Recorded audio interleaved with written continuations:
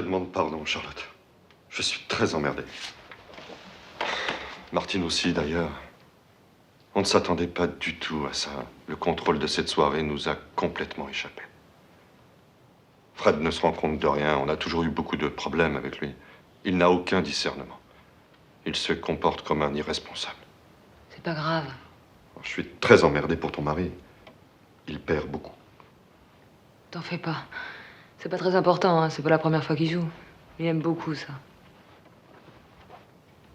Je sais pas quoi te dire, moi. Je suis plus qu'ennuyé. J'ai honte, oui. Voilà, j'ai très honte pour Fred. On ne sait plus où se mettre depuis tout à l'heure. Mais non. Elle te dit que c'est pas grave. Non mais tu permets, je parle à Charlotte. Bah, c'est pas grave, Jacques.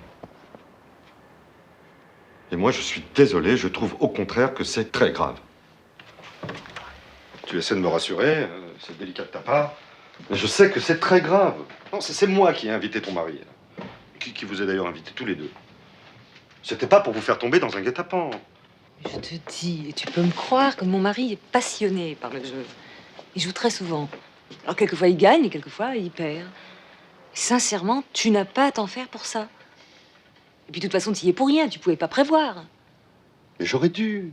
Connaissant Fred, j'aurais dû. Il n'a aucun scrupule. Non, non, si j'avais réfléchi un petit peu, je ne l'aurais pas invité. C'est minable. Écoute, il est chez moi, il sait que je déteste ses combines et il plonge sur la moindre occasion.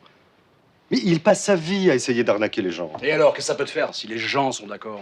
Mais je ne te demande pas ton avis, toi. Je sais parfaitement ce que tu penses de tout ça. Tu trouves ça très bien, hein, évidemment. Ailleurs.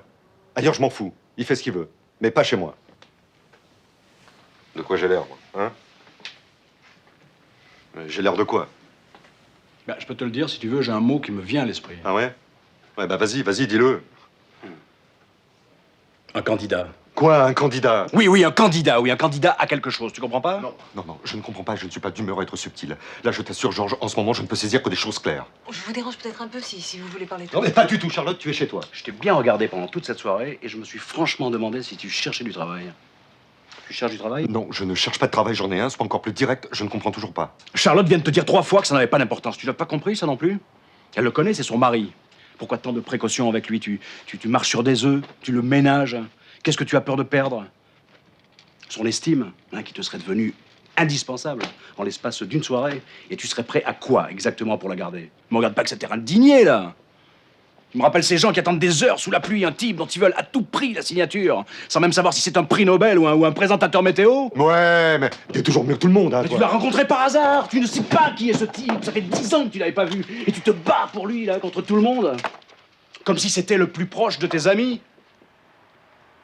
Et quand bien même, c'est si grave que ce monsieur perde de l'argent au poker, il en manque. Il est journaliste, écrivain, animateur de télé, il a des revenus. La question n'est pas là, Georges. Et je te répète que je suis chez moi. Et que personne ne se fera arnaquer chez moi. Mais qui a parlé d'arnaque? Tu es le seul à en parler.